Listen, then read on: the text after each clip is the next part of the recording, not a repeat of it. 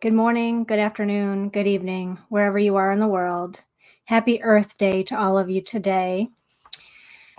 Today we're going to continue with Sarah Baum Brannick's Simple Abundance, 365 Days to a Balanced and Joyful Life.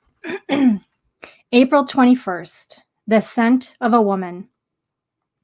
Among my hallowed haunts are visits to used bookshops. Unfortunately, this venerable pursuit has almost given up the ghost with the onslaught of online bookstores, but not in England's fair Green Isle, where any town large enough to have market days also has a tea room, a church, a pub, and a used bookshop. A proper used bookshop comes with a little bell at the top of the door to let the owner know a customer has crossed the threshold. The intoxicating aroma of leather and paper, foxed with age, welcomes you for a browse. Books are piled higgledy-piggledy on the shelves and in looming towers on the floor. If you're a regular, the proprietor may offer you a drop of sherry to assist in deducing what it is you're really looking for, and you'll leave with old shopping bags filled to the brim, smiles all around, having just contributed generously to the bookshop owner's upcoming rent payment.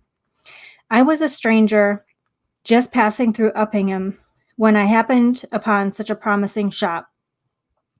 I asked the owner, a man I guessed to be in his 40s, if he had any books on the 5 physical senses of sight, sound, smell, taste, and touch, and on the 2 mystical senses, our intuitive sense, or knowing, and our sense of wonder. He led me to an area in the back, and I spent a pleasant hour rummaging through books for my project. When I was paying for my happy stack, the owner asked about my interest in this topic. I told him that I was writing a book on the spirituality of the senses, and that I believe the senses are our portals to the divine. And the dead, he said softly. A look of incredible sadness came over him. He told me his wife had died quite suddenly the year before, and they didn't have any children. We were soulmates. We traveled the world together. Life was a wonderful adventure with her. One of their favorite places was the garden at the Palace of Versailles near Paris, which they visited on their honeymoon. After his wife's death, he made a pilgrimage there. It was winter. The ground was frozen. The trees were bare. Nothing was blooming. It was bleak, dishwater gray. I sat down on a bench and started to cry. We'd been inseparable for 20 years. I couldn't believe she'd abandoned me so completely, even in death. I was so angry. I screamed at her, the sky, and at God. It was a good thing no one else was there, or they would have dragged me away. Not that I cared. Eventually, I quieted down and began to walk slowly back to the front gate. Suddenly, I was surrounded by her scent. No woman ever smelled as good as my wife, or even like her. She smelled of lilacs, spring, and baking. My wife loved to bake. She smelled vibrant and happy, and all around me were fragrant wisps of her. The image of this devastated man, standing alone in a winter's garden, enveloped in a scent cloud of his dead wife's love, brought me to tears. Now we were both crying. You probably think I'm crazy, but I know she was there, with me. I reassured him he was not crazy, but very lucky and blessed. He told me that this fragrant visitation lasted for about 15 minutes, and then she was gone. Sadly, he's not sensed his wife again, but the memory of that mystical encounter will last his lifetime. Every woman has her own scent, and I'm not talking about a favorite perfume.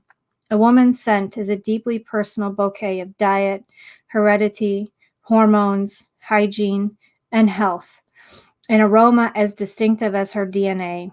Napoleon famously sent a dispatch to his wife, the Empress Josephine, asking her not to bathe before he arrived home the next day.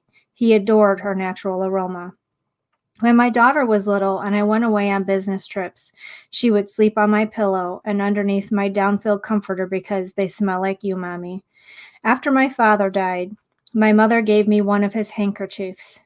I kept it in my bedside table drawer, and when I pressed it up to my nose, I was comforted once again by his immediate presence, as scent memories conveyed his love across time, space, and eternity.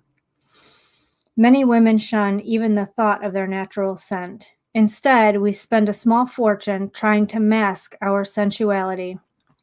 Are we secretly afraid that we will offend? Perhaps we secretly believe we stink at so many things we do.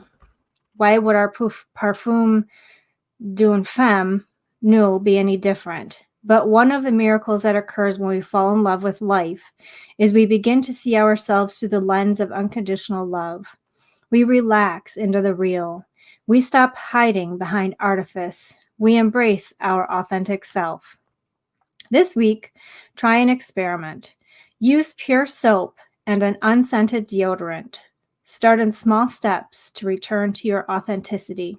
Since Egyptian times, the feminine art of fragrance has been revered.